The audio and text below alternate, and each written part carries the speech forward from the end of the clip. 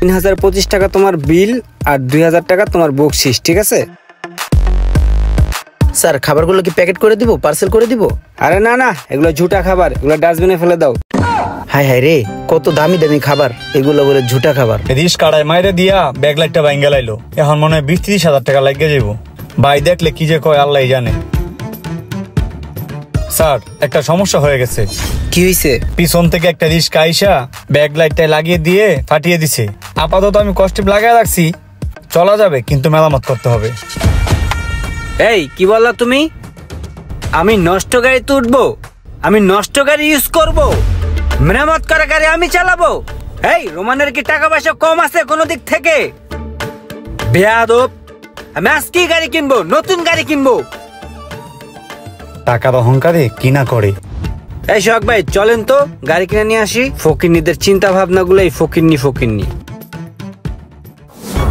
এই সামনে রাখো।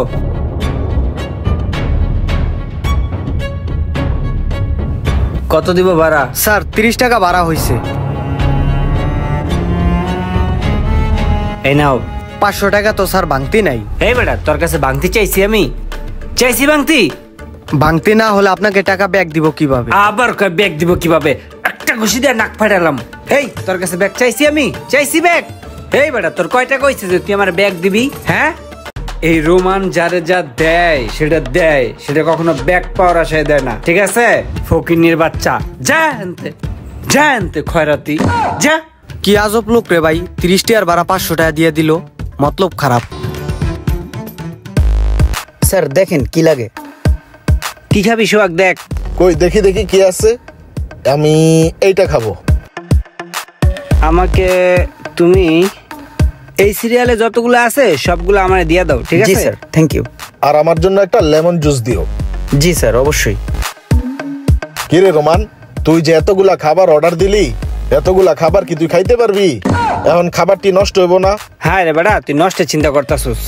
এই বেটা, আমার কি টাকা পয়সা কম আছে রে? খাইতে পারলে খামু, না খাইতে পারলে হালাই দিমু, সমস্যা আছে? আমি যদি প্রতিদিন এই রেস্টুরেন্টের সব খাবার অর্ডার দিয়ে খাই তাহলে আমার টাকা পয়সা কম বলে কোনো দিক দা? টাকা থাকলেই তোর খাবার দাবার নষ্ট করতে হইব, এটা কোনো কথা? এইটাই কথা মামা, থাকলেই মানুষ খরচ করে।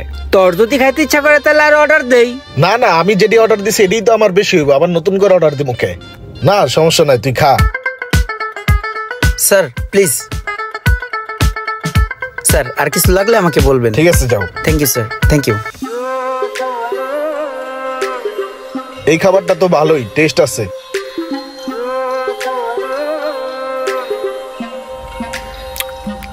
আর ভাল লাগছে না খেতে। কি কস তুই এগুলা? আর ভাল লাগতেছে না মানি? এই বেটা, খাবার তো সব পড়ে রয়েছে, এখন এগুলা খাইবো কে? আগেই কইছিলাম তুই এতগুলা খাবার খাইতে পারবি না, হুদাই তুই খাবার গুলো অর্ডার দিয়ে নষ্ট করলি। এই কাজটা কি তোর ঠিক হইলো? চুপ থাকতো। এই ওয়েটার, এই বিলটা নিয়ে আসো। খাবারগুলা নষ্ট না কইরা এই খাবারগুলা গরিব মানুষটা দিলেও অনেক ভালো হইতো। রোমান, তুই এক কাজ কর, খাবারগুলা পার্সেল করে নিয়ে নে, বাসায় নিয়ে খাইস। এই খাবার মানে ঝুটা খাবার আমি বাসায় নিয়ে যাব? হট দা ফাও কথা ভাইয়া। মানুষ চিনলা না। এই রেস্টুরেন্টে বহু ছেলে আছে এগুলোকে ডাস্টবিনে ফেলে দেওয়ার জন্য, ঠিক আছে ভাইয়া? টাকার দাপটে মানুষ কতটা অহংকারী হতে পারে বন্ধু, তরে না দেখলে বুঝতাম না। স্যার এই যে আপনাদের বিলটা। বিল কত আসছে? স্যার বিল আসছে 3025 টাকা। 3025 টাকা? জি স্যার। এই নাও, এখানে 5000 টাকা আছে। 3025 টাকা তোমার বিল আর 2000 টাকা তোমার বকশিস, ঠিক আছে? স্যার খাবারগুলো কি প্যাকেট করে দিব, পার্সেল করে দিব? আরে না না, এগুলো ঝুটা খাবার, এগুলো ডাস্টবিনে ফেলে দাও। হায় হায় রে, কত দামি দামি খাবার, এগুলো বলে ঝুটা খাবার। কত মানুষ আছে না খায় দিন পার করতেছে, একটু খাবারের জন্য হাহাকার করে। আমি টেবিলটা পরিষ্কার করে দিচ্ছি। ঠিক আছে, পরিষ্কার করে দাও। এই চল।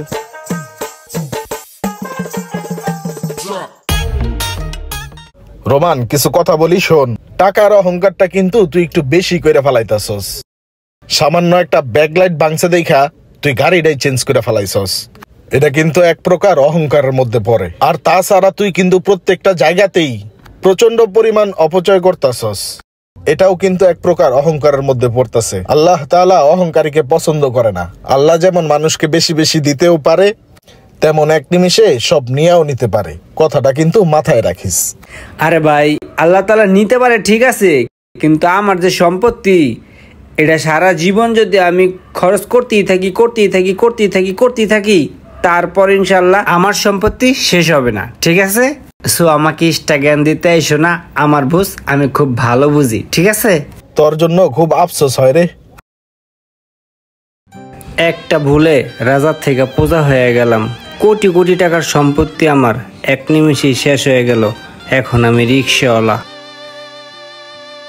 এই খালি যাইবা? কই যাইবেন? বাড়ি দ্বারা উঠেন।